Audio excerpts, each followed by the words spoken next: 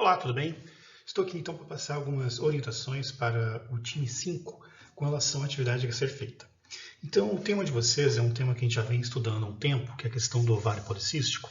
E na atual fase a gente quer trabalhar um pouco a questão referente ao uso dos probióticos, né, que apareceu bastante em algumas entrevistas, apareceu bastante, né, nos resultados que a gente apareceu do uso. E não existe, na verdade, ainda um consenso com relação ao uso dessas substâncias, e a gente então propôs fazer, né, uma revisão quase sistemática com relação ao tema, visto a sua necessidade emergente, né, e também a necessidade de esclarecimentos a respeito. Então, nós vamos atuar em cima daquilo que está pactuado juntamente, né, com o poder público aqui de Joinville, trabalhando na questão do desenvolvimento de protocolos que seguem, então, esta lógica, né, que vai desde a questão do correto diagnóstico, a forma como a doença se apresenta, o uso de medicamentos e substâncias e também o estado clínico do paciente. Daí, então, o que nós temos a respeito do ovário policístico?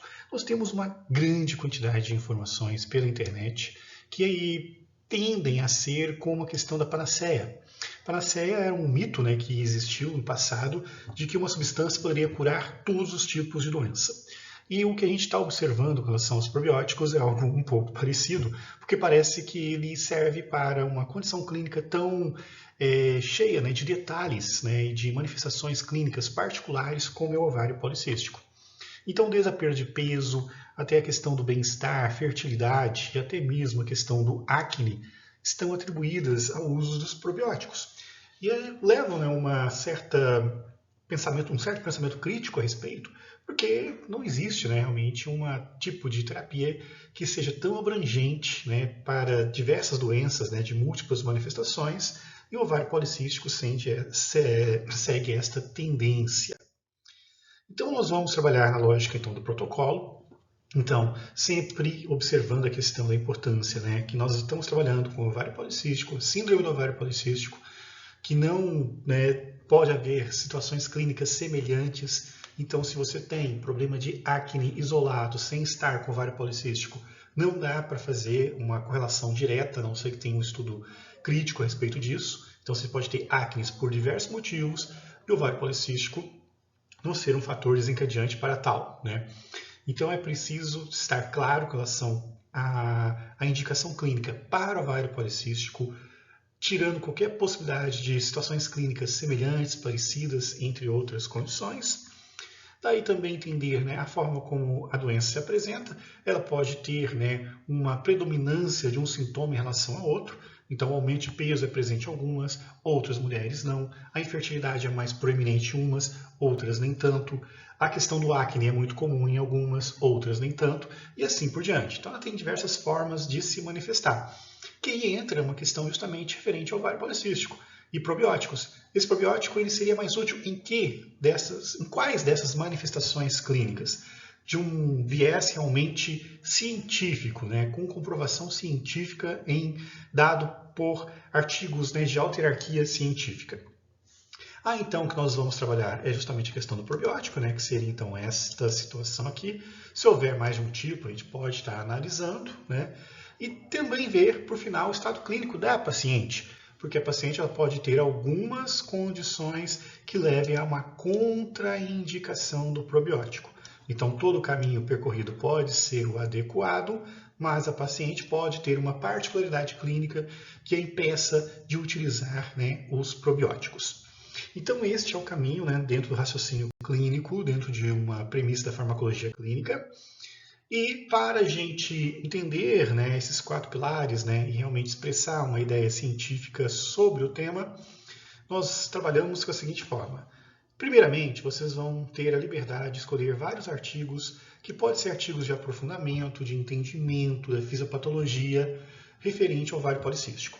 Então, nesse primeiro momento, é extremamente importante então, que se busque informações para entender a doença, suas manifestações e também dos probióticos, né? Como que eles funcionam, de onde que vem, né? Como é que é a microbiota.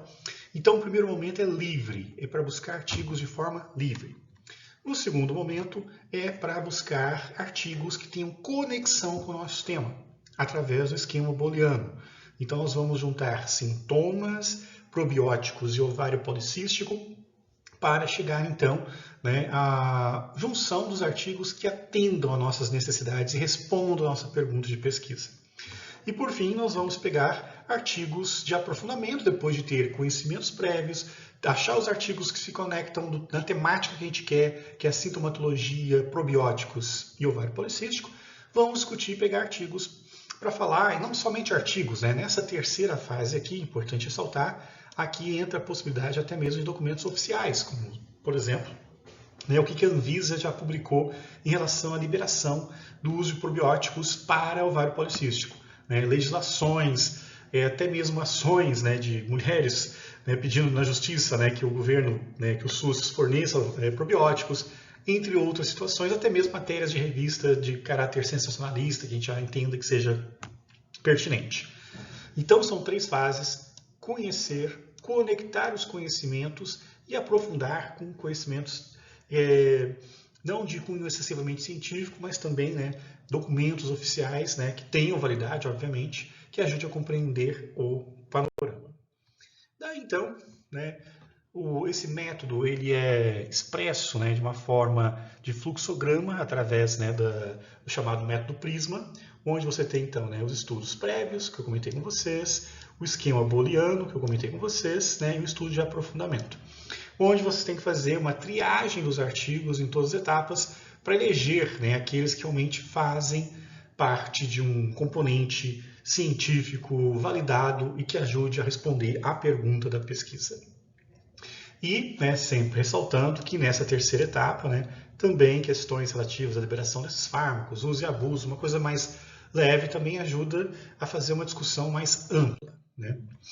Bom, então nós temos, né, o documento, aqui está um template geral, né, mas esse é o documento que de vocês, no caso, é da SOP, né, do qual, então, vocês, acessando esse documento, vocês vão ver o template inicial, né, e o modelo de artigo que a gente se espelha, né, que a gente quer que seja feito.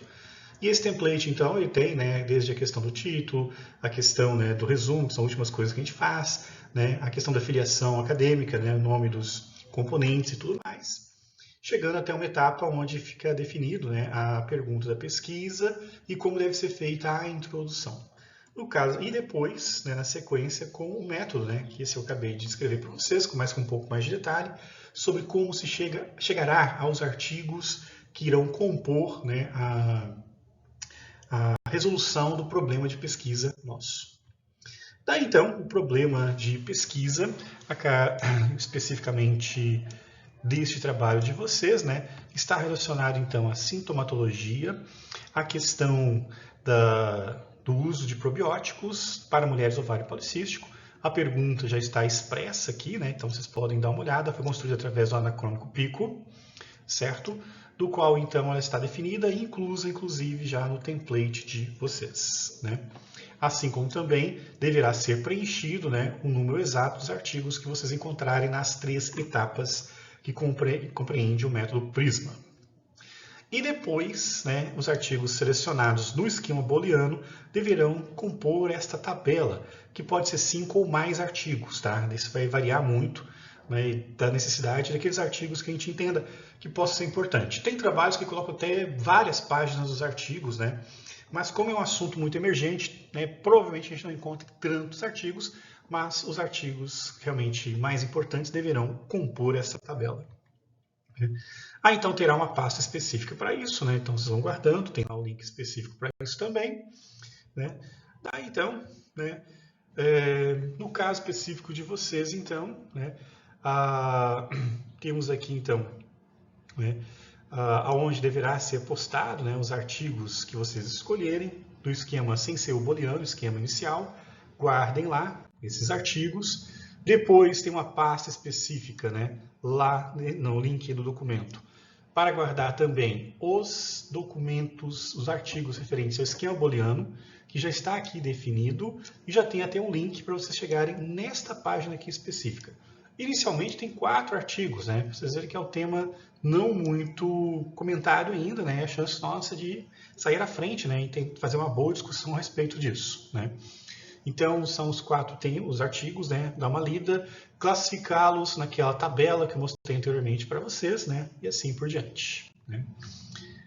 Aí, então, né, fazer então todas essas tabelas aqui necessárias, no caso vai ser uma só de vocês, né, praticamente, do qual deve ter, né, dos artigos selecionados no esquema booleano e os artigos complementares que deverão compor a parte clínica do trabalho, quem é o autor, né, o país de origem, o objetivo do estudo, o tamanho da amostra, o desenho do estudo, né, o método empregado, a forma como foi a intervenção, né, banco de dados, questionário, né,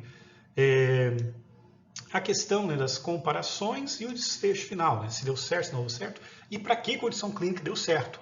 Se realmente se comporta como uma panaceia, funcionando para tudo, o que parece ser pouco provável, ou se é mais útil para a obesidade, ou para a acne, ou para outro sintoma que incomode a mulher com ovário policístico. Né?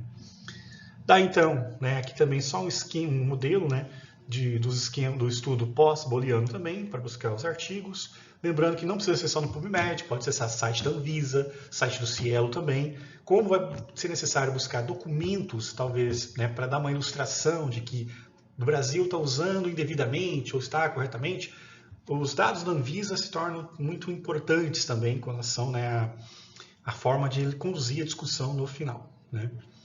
Daí então, né, tem outra pastinha lá para guardar, preencher, né, o esquema como foi mencionado e fazer a discussão. Né? Sempre seguindo aquele esquema que a gente viu nas metodologias de pesquisa, o contexto macro, né, com a sua abrangência geral, e afunilando até a questão, levantar as hipóteses, né? E no caso, a hipóteses mais prováveis é probiótico é útil, probiótico não é útil, probiótico é útil para a situação X. Né? Seria mais ou menos por aí. E eleger dessas três opções. Né? Ou ele não serve, ou ele só serve para uma determinada condição clínica em específico, né? Ou ele serve para tudo. Né? Então, seria isso que a gente teria que estar discutindo e fazer o parecer final. Né? E por fim, né, nós vamos fazer mais adiante, né, durante a discussão ainda, a questão, né, dos 4 pilares, né, do pensamento clínico. Daí então a gente vai definir, né, a questão do ovário policístico claramente, a forma de apresentação em que o probiótico é mais útil, né, elegendo qual é o probiótico mais útil, e as contraindicações que possam existir, né, que também vocês terão que procurar nos artigos quem não deverá usar probiótico. Né, porque é natural que todo mundo possa usar, talvez exista uma contraindicação clínica para isso.